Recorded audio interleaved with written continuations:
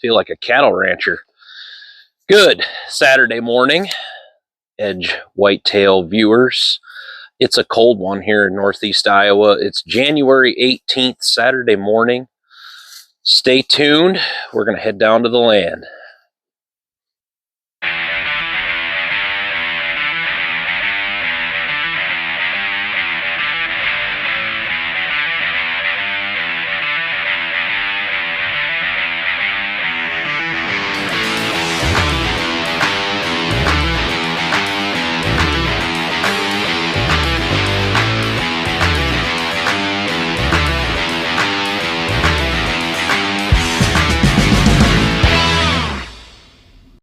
All right, welcome back.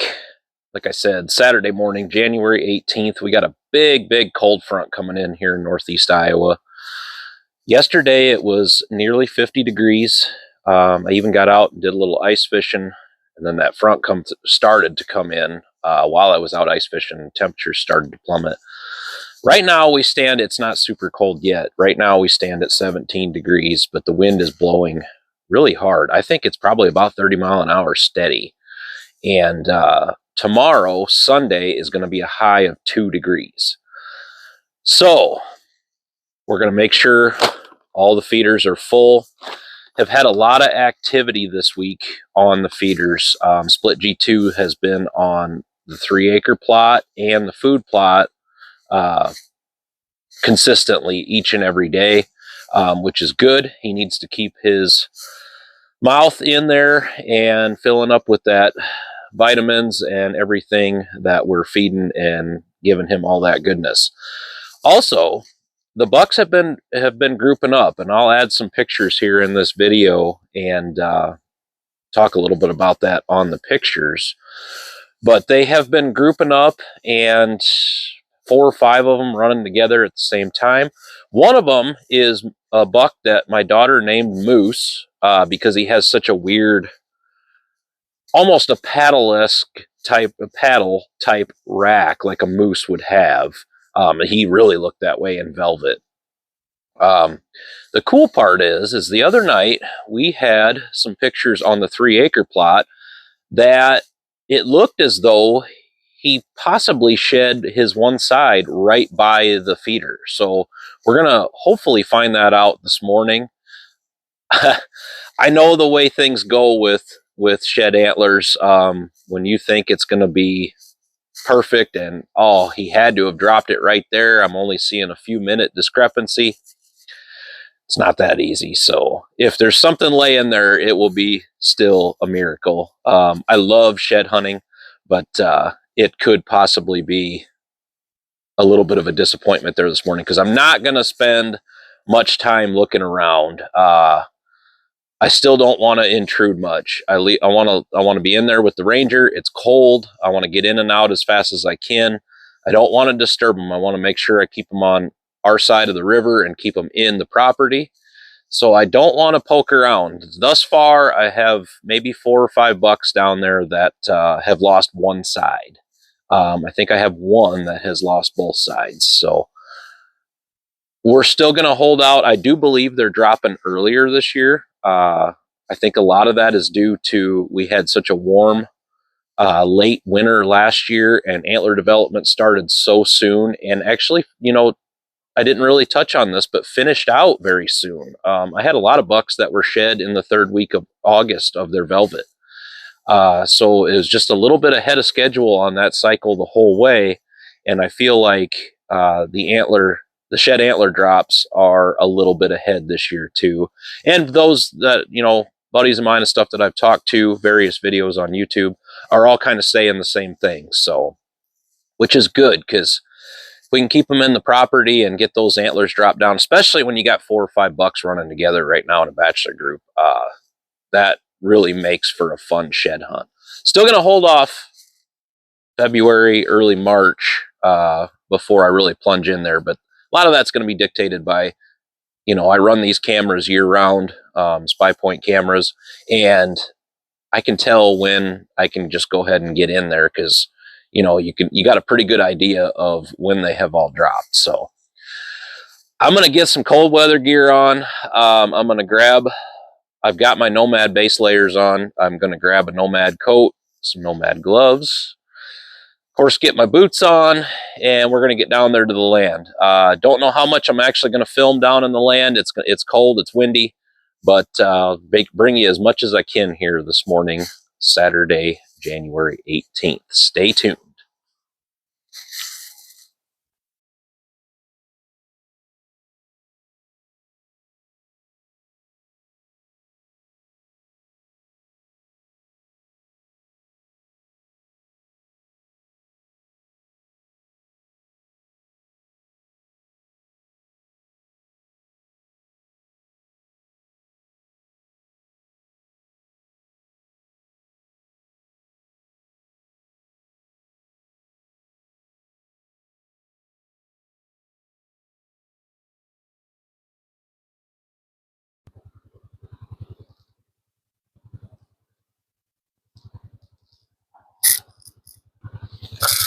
All right, here we are at stop number 1, and I started filming here because that wind is brutal out here. I mean, it sounded crazy against the house, but oh, make sure my microphone's there.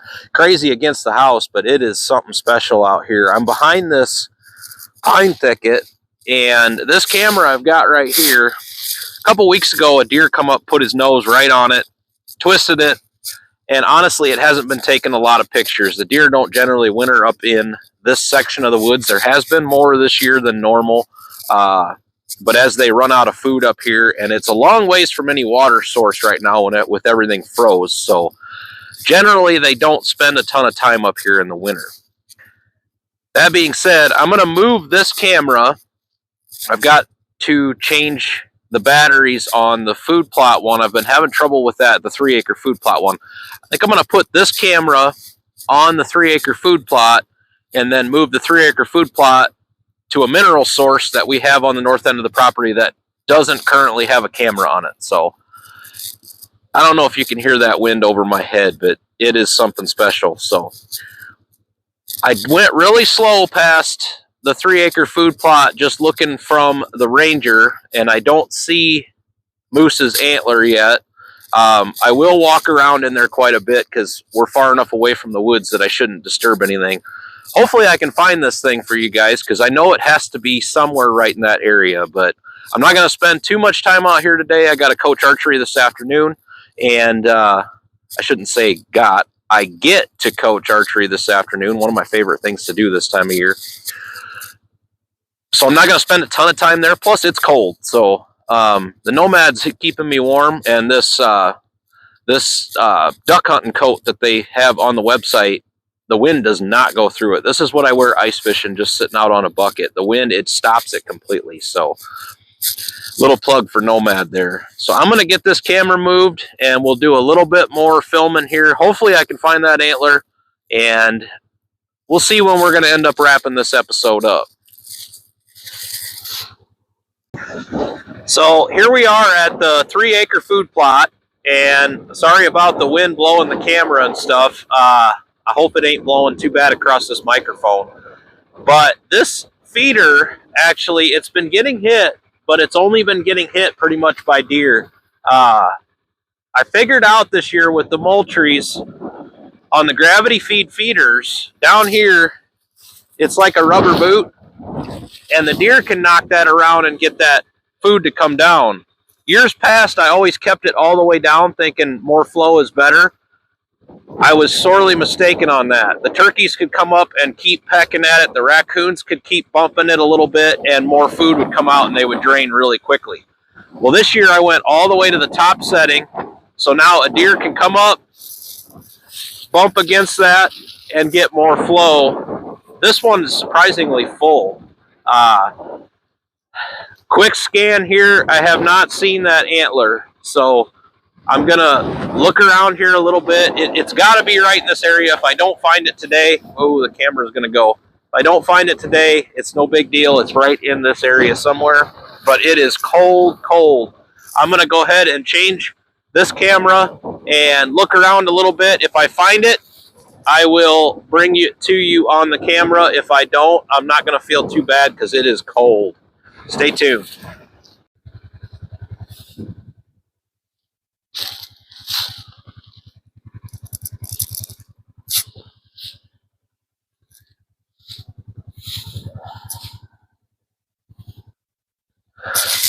All right, so as you can see there's still a bunch of turnips and radish, the whole final forage mix by Mossy Oak Biologic, all across our food plots yet. Been getting pictures, as I'll show you here, all across the food plots of deer scattered out, browsing, and utilizing the supplemental feed. So all goes hand in hand. We want to feed them as much as we can by what we plant, and then I also feed them as much as I can with the supplemental feeding. So as you can see, all the way across the food plot, they're feeding on all that final forage yet. Even this late into the year, and with no snow, they can find it super, super easy. You can see all these deer in the background, a buck up on the feeder, just all spread across there. So they're getting plenty of forage with that final forage, and then the supplemental feed is helping the cause. As you can tell, down here, that's why I love this food plot area inside the woods here. You saw how windy it was out there. In here, it is so protected. It is so nice. I can actually talk to you. So I'm going to check right now.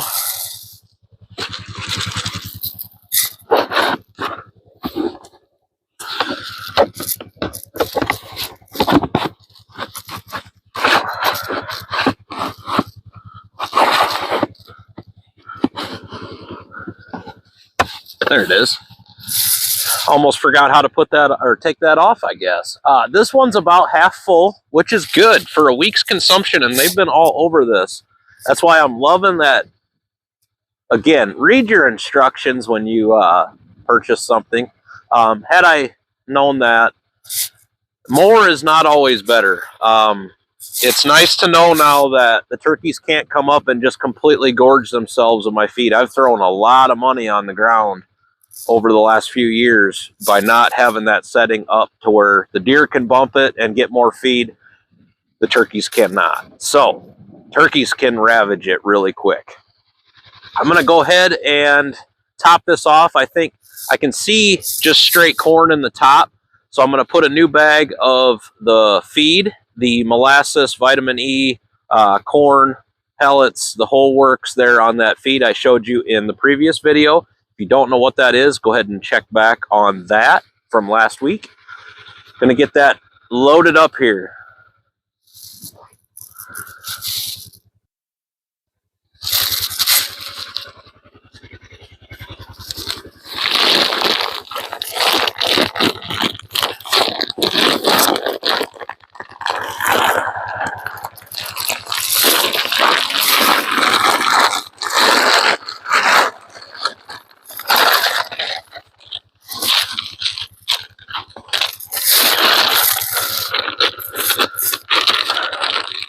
So you can check back on that other video for more details, but this is the feed I'm using. As you can see, formulated for deer as well. You got to be certain of that because deer's, you know, the gut system of a deer, you got to make sure you're formulated with it. You can hurt more than you can help if you have the wrong stuff.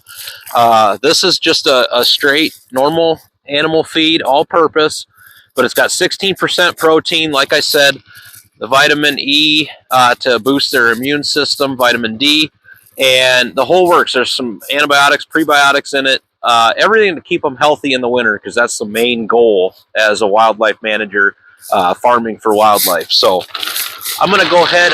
Looks like I can get, sorry about that. It looks like I can get a little bit of corn on the top of this, maybe half a bag, and I'm going to make sure it's as full as I can, because we've got a really, really cold snap coming here. So gonna make sure it's full. Sorry I didn't find that antler. I would have loved to have shown you an antler today, but it is blowing so bad out there. I'm going to wait for a nicer day. I know it's out there in the open somewhere because of the time span on the deal. I need to look back. I thought I had a 2-minute window there where it looked like he had both sides and then just one. Maybe that view I had, maybe he only had the one. Otherwise, there's a 2-hour time span on him having both sides and then just the one. So in 2 hours, a deer can wander a lot, but I know he's in the property somewhere. So as you can see here, moose in the background there circled in red. At 2:09, he's got one side. I gotta go the other way. There we go. Now, looking at it, it looks like he's still got both sides there at 2:05. So a few minutes difference, but we'll see if it's there. All that being said, thanks for watching the Edge Whitetails on this cold, blustery January 18th day. Get out there, enjoy the weather's cold, but enjoy your property. Get out in the public lands. Get out and move around. We don't have a bunch of snow this year in Northeast Iowa. No matter where you're at in the country, get outside. The whitetail season in the Johnston household runs 365 7 days a week, 365 a year. And I love every second of it. I have just as much fun doing this stuff as I do the hunting. It just all is one big passion. So thanks for watching. If you have not hit that subscribe button yet, hit that subscribe button, please. It'll help us out so much. Tell your friends, tell your family. It's all local hunting. It's all real. It's all in the hunting season. You get to see a daily journal posted within 15 minutes of me being home and from a hunt. And we do this stuff through the off season. Usually I at least try and get something up once a week, sometimes a couple times a week, and just the different projects and stuff we have coming up. There's going to be lots of shed hunting coming up, lots of land management. I've got some hinge cut videos I've got planned for coming up. I got projects doing that. We're going to clear more trails through the habitat and the thickets down here. And in the spring, we'll talk food plots. Late summer, we'll talk food plots. Everything in between. Tree planting. I just ordered my trees for the season yesterday. So join us each and every time here on the Edge Whitetails. And to our supporters, that have always been with us from the beginning, thank you, thank you, thank you. Everybody new, thank you. And until next time, get outdoors.